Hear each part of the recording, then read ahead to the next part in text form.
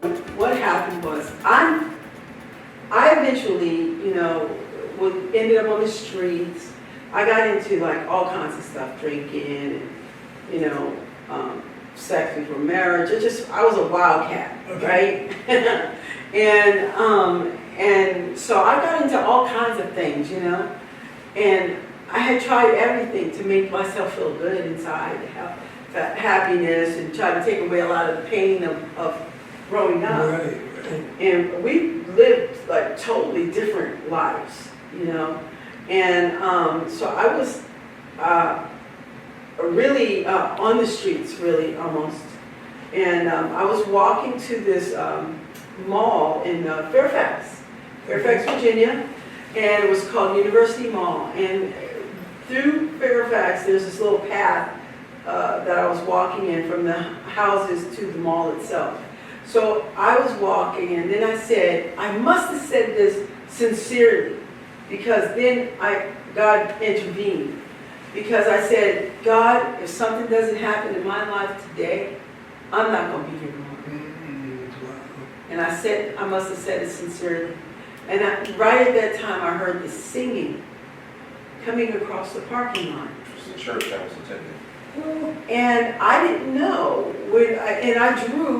it drew me to it. I went to go see what it was, and I looked in the window, and they were wrapping up their service, and I was looking in the window, and it's like nobody acknowledged that I was standing there staring in their window. And they opened up the door, and people started to leave and stuff. And I said to myself, okay. I said, okay, God, I won't do anything this week. I'll wait until next week, and I'll go to this church. And if it doesn't change, that's it. Wow. And I went to your church. She came, and that's when I met the person that will become my wife. Now, what's interesting about all of this is that at the time that I met Sultana, I really wasn't interested in dating. I wasn't a dating guy. I didn't have a list of girls. I have to tell you, I was in love with Jesus. And I was crazy for Jesus. And I didn't know really any females at that time that shared that same love with. That would be Sultana, but at the time I'm not really knowing this. So I was really, really quite content with my life and very happy to move into things of God. And hold that thought for a second. How many young men can say what Pastor Kevin just said? I wasn't looking for any woman. I was in love with Jesus. Not a lot, no. My. Go ahead, continue. But as Sultana and I began to become friends, because Sultana wasn't accepted in the mainstream of Christendom. She was kind of her own bird. She was kind of unique. But we began to form a friendship. And then we ended up working at the same job, where we started to really, really bond as friends. And then before I knew it, we were just going to the same places. We ended up being at the same places. It's almost like God was putting us together. And me being kind of slow, as my mother would put it, people in my family knew that my wife was going to be my wife. Everybody did except me. I didn't. Okay, so we're gonna go there in a second. So there was no that woman's my wife. None of that. But your family saw it. But my family saw it. And she was such a good friend. She was like a sister unto me. Like my sister Rhonda or Cindy or Kimberly. I never saw her in that way. Yeah. Which is important, because the reason why I didn't date was because I always thought sex would take over, and I never had the security of somebody that could be my friend that was a female. And I didn't realize that God was taking care of that at the time, because she became my best friend. And when I was interested in dating another woman, I'd talk to her about it. Is that right? Yeah, Absolutely. And she would give me a vehicle, want me to look good, and I was scared to date. I was absolutely terrified. She brushed your hair and everything? No? Well, just a little. Just a little. Well, see, he was a virgin. Uh-huh. He had never dated, he never kissed anyone. No, I mean, he was like poly purebred. Leave it to people. Leave it. So anyway, this is that, so you're helping him. Well, actually, With we're these- just buddies. With these dates, you're just buddies. You're not seeing, he's not seeing you as a wife. No. You're not seeing him as a husband. Mm-mm. Okay, what happened?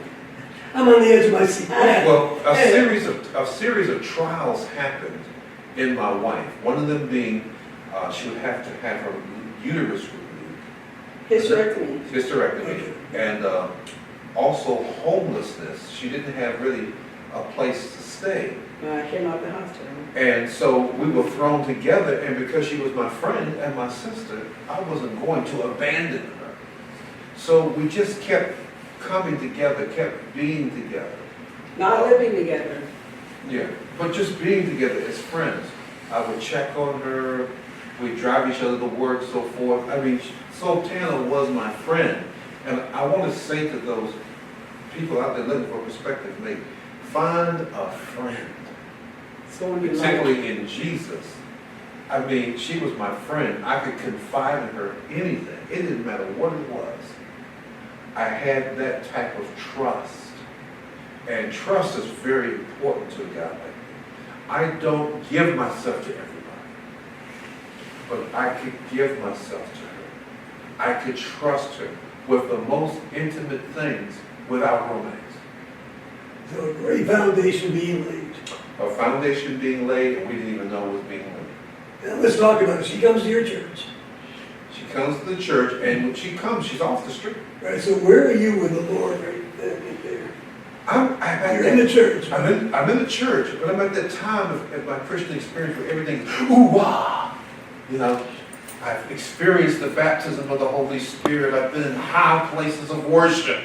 I just want to get more of God. I'm just coming into my preaching ministry, and I'm sharing my faith, and I've got my 4 spiritual laws and my chick tracts in my pocket. I just want to win the world to Jesus Christ.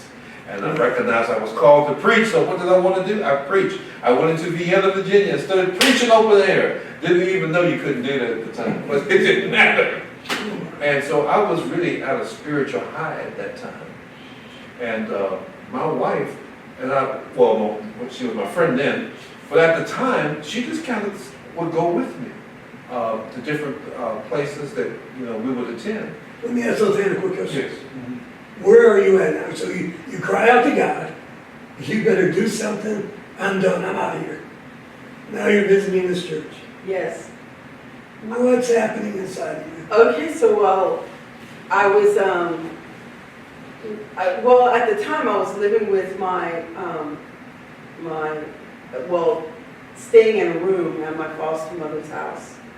I had gone back to her, and she lived in Fairfax. And then, so I was going to church there and then going back home. And then my brother raided my room because he did drugs. And he raided my foster brother. He raided my room and just tore up all my stuff. He stole all my jewelry, all my money I had saved up. He had found that in the boxes and stuff. And he took everything, and it was just tore up when I went to the room, and I was crying. And he was with me. This is such an important episode. Okay. Because this is the episode where God is knitting my heart to her, and this is the first time I actually come in contact with it. I saw my wife-to-be in the room with all of her stuff scattered, thrown everywhere, just a total mess. Then a gunshot went off. She gets up out of her tears and runs to the safety, throws herself into the danger, trying to protect her foster brothers and sisters. I leave the house shaking my head going like, I say I'm a Christian, but this woman is not afraid to lay her life down on the line for others. It was really a convicting moment. I had all the hoopla, all the Christian training, I had the Bible knowledge, but my wife had the heart. Well, That really moved me. Also, that was when I started to hear spiritually, God began to give me spiritual ears to hear things.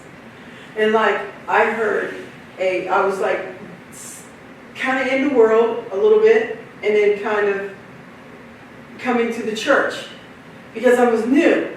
So I began to, do both. Party on Saturday, be drunk and stay and half drunk in church, and meeting, talking with Kevin and everything, and that's what I was doing. I had a boyfriend. Well, it wasn't a boyfriend, but it was a boyfriend, and so I was sleeping with that guy, and then getting up and going to church, and then all of a sudden I came out of my house and I heard God speak to me, and He said, I heard this. It's almost like somebody was drawing with a stick in the sand. I heard that. And He says, choose this day who you will serve. Step over this line and serve me. Or continue to serve the world, And that was the strong thing that I heard. And that's when I stepped over the line and said, I'll serve you, and I never looked back. Ooh.